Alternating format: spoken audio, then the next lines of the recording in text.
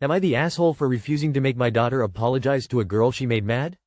My daughter 11 female had a soccer game today and I 39 male was able to take her. I also took one of her teammates 11 female home from their game as well. This girl and my daughter are kinda friends but they aren't super close and in my opinion the girl can be kinda mean sometimes and she was on the ride home. My wife and I still have our daughter in a high-back booster seat even though it's not a legal requirement at her age in our state and this girl doesn't use one. She started making fun of my daughter's booster seat saying things like, "You're a big baby," and "You sit in a baby seat." My daughter got upset but then told this girl, "I like my booster seat, I can see out the window a lot better than you can with it.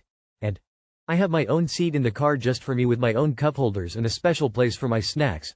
She then proceeded to show this girl the secret compartment her booster seat has that she keeps her snacks and sometimes toys in. This made the girl stop teasing my daughter about her booster seat and the rest of the ride went okay. We dropped the girl off at her house and then we went home. But later I got a call from the girl's mother. She was furious with me saying that her daughter came home and said my daughter was very mean to her and made fun of her for not having a booster seat. I told her that her daughter wasn't being very nice and maybe if she was nicer to my daughter this wouldn't have happened. But this just made her more mad. She said I was a terrible father and still insisted I make my daughter apologize to her daughter but I still refused because I don't think my daughter has anything to apologize for. Since then she has sent me a few angry text messages demanding I make my daughter apologize. Am I the asshole? Huh? I mean sure 11-year-olds are sensitive, but it sounds like this was a pretty mature conversation between the two of them which ended well.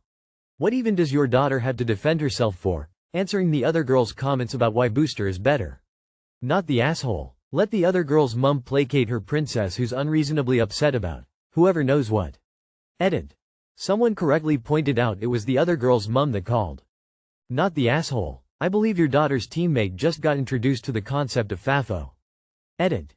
Added rating. Not the asshole. It's great that your daughter was able to stand up for herself. I would stop offering the other girl rides, and definitely not if the mom doesn't stop harassing you about an apology. Not the asshole and sounds like that mother can do her own legwork from now on, if she's going to be rude about it after you've explained what happened. Block her and move on with life. Her daughter's shitty behavior is probably a direct result of her own attitude so it's unlikely to change. You don't get to rant at someone and then continue to use their generosity. Fafo mama, you're gonna be doing a lot more soccer game trips. Goodness, she's one of those moms. You're not the asshole and your daughter is a boss. Took that bullying and flamed it like a dragon. Good for her. Not the asshole. Your daughter responded very maturely. Perhaps don't let your daughter hang out with this girl anymore though? She's mean and lies. Am I the asshole for locking my room door so kids won't get inside and ruin my stuff? So basically my 19F parents decided to invite my uncles, who live together, and their families for dinner. Both my uncles have 6 kids, and 4 of each of their children are in a very close age bracket. 3F, 3F, 2F, 1.5F, 1M, 4F, 5F, 6F. Now I don't mind them coming over but the thing is these specific 8 kids do not have any manners despite 3 nannies accompanying the families wherever they go but refuse to correct the children if they are doing something damaging to the house like spilling water on the floor or breaking an ornament and instead the nannies are scrolling through their phones while the children's parents are having discussions with our family in the living room. Now I have a lot of valuable things in my room like my handwritten notes, my iPad, my phone and laptop which I do not want the kids near as I know they'll cry and ask for it and break it. Keeping them in drawers isn't viable either as the kids open drawers as well. So I simply decided to lock my room so no one can enter and everything would be safe. I told my mom and she had no problems with it. Now throughout the dinner everything went well until I saw one of aunts with a buzz of kids carrying her 2F daughter outside our room and trying to open it as she wanted to change her. She called me over and said the room wasn't opening and that we'd have to call the key master. I said the room wasn't opening as I'd locked it and she could use any other room to change her daughter if she liked. Now she didn't say anything, just looked at me a bit weirdly and went to the other room. I know she complained about it because after the dinner ended my grandmother was not happy with me and said I was disrespecting my uncle and aunts and saying they couldn't raise kids properly and being rude that they have too many kids to handle and God was the one giving them babies and we had no right to comment about their fertility, even though I said nothing like this. She said my cousins also have a right to this house and to see what's inside the room. My parents aren't angry with me and think I did the right thing but after what my grandmother said, I am still wondering am I the asshole? Not the asshole. Tell Granny that rude stops where truth begins. Just because they're in denial doesn't mean those kids are raised properly. Also, next time this happens, ask grandma if she likes to sign a contract that states she'll personally replace everything the kids break. Not the asshole. Obviously there was another room where your aunt could change her daughter. Why was yours so important? Your parents are okay with you locking your door and it's their house, so the rest of the family can jog on, just ignore them. God was the one giving them babies. I'm pretty sure it's the unprotected sex that's giving them babies. Not the asshole. She said my cousins also have a right to this house and to see what's inside the room. Why? I see no logical reason why your cousins should have a right to go into your room. Honestly, not the asshole. If they can't control their kids, that's on them, not you. You've got valuable stuff in your room, and you're trying to keep it safe. No shame in locking it. People just mad because they don't want to deal with the chaos their kids cause. You secured your possessions against the very real possibility of damage or destruction. You did nothing that could be construed as rudeness by any right-thinking person. Not the asshole. Your grandmother needs to do some fact-checking. If your parents are fine with you locking your door in their house, then other people's feelings on it did not matter. My grandmother was not happy with me and said I was disrespecting my uncle and aunts and saying they couldn't raise kids properly and being rude that they have too many kids to handle and God was the one giving them babies and we had no right to comment about their fertility. Even though I said nothing like this? Sounds like grandma was projecting her own thoughts on them. Am I the asshole for telling our moms they can't join our vacation? My fiancé and I are getting married in August. We are in the thick of wedding planning and stressed AF. He travels for work and has acquired 3 free nights at any Hilton property. We booked the Waldorf Astoria in Cabo. Because he is a Diamond member, we were upgraded to a massive 2-bedroom villa, over 2,500 square feet. All for free. My dad is a FA and so we get very cheap flights there. Basically, the entire vacation will only cost us about $500. Anyway, both of our moms have asked to join. They are 60 and 70, one divorced, one widowed. We are very close with both of them and like each other's moms well enough. But all they do is talk about wedding planning, and them joining would obviously change the dynamic of the trip. We want to be able to have sex, swim naked, do whatever we want, and it'll be different with our moms there. Anyway, I know I shouldn't feel bad, but I do. I feel like we are getting this opportunity of a lifetime that they've never had and that we owe it to them to allow them to join. I also think having them there could be fun, in a different way. They'd have their own bedroom and could do their own thing. But my fiancé really doesn't want them joining and doesn't want to hear about wedding stuff all vacation. Our moms have brought up a few times how they are so jealous and we are so lucky and they wish they could join, and we sorta just laugh it off. But I feel so guilty, clearly since I'm asking here. Very curious to hear others' thoughts.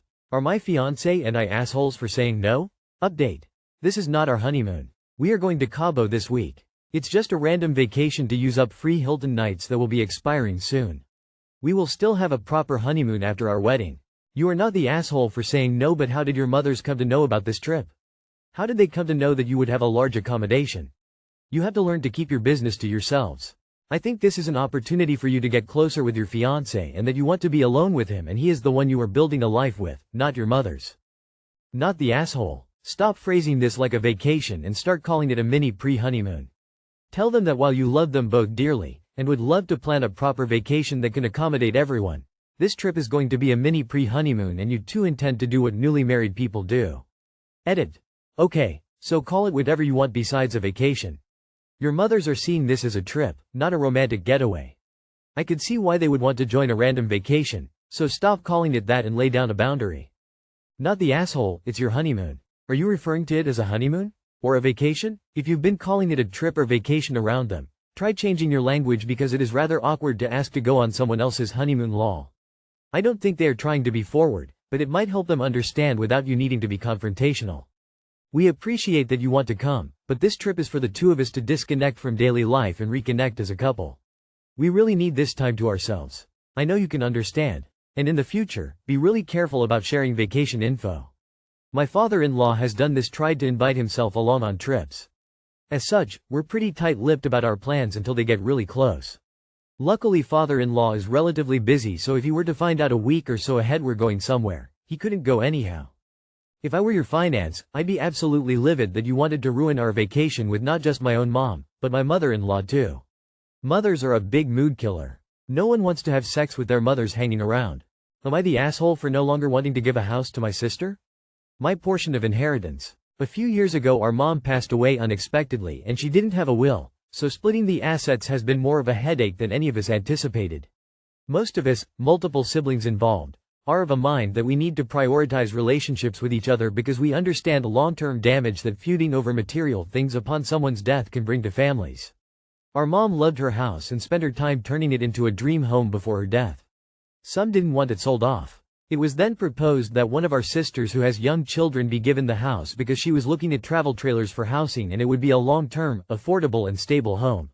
At this time, sale of the house to her and her husband wasn't an option because they couldn't get approved for a loan.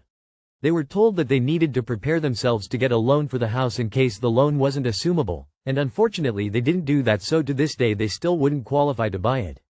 We agreed on a nice idea to each give the gift of our own inheritance with an unspoken understanding that they'd plan on staying there long term. While we figured out the legal stuff, they move in and pay the mortgage until things are made official.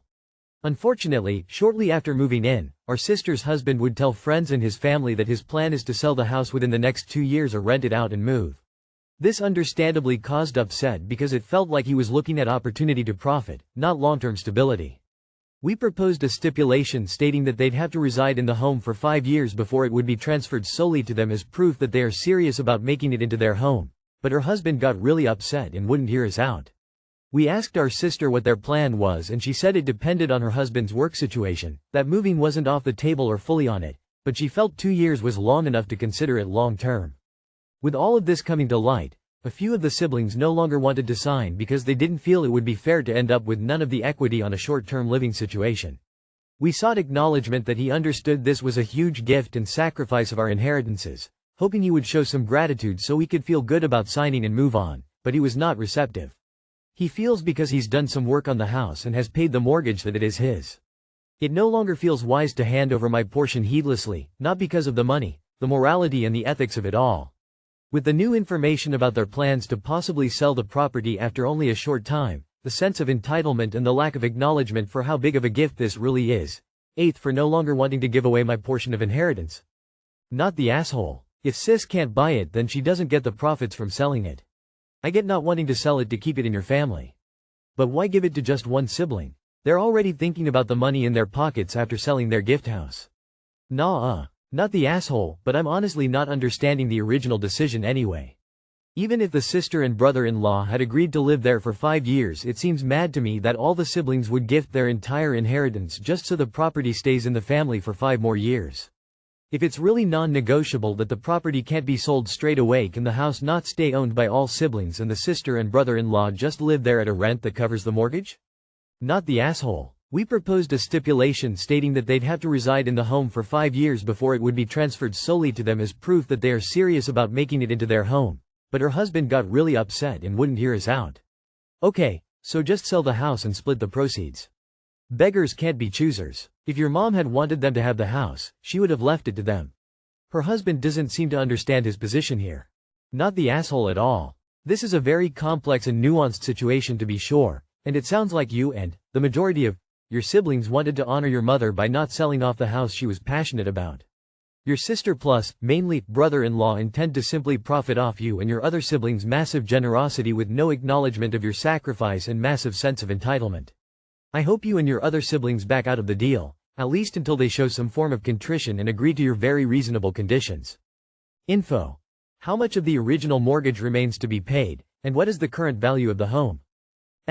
Bad decisions. All around. We need to prioritize relationships with each other because we understand the long-term damage that feuding over material things upon someone's death can bring to families. Nothing helps you prioritize relationships better than having legally binding agreements to handle all the messy money business.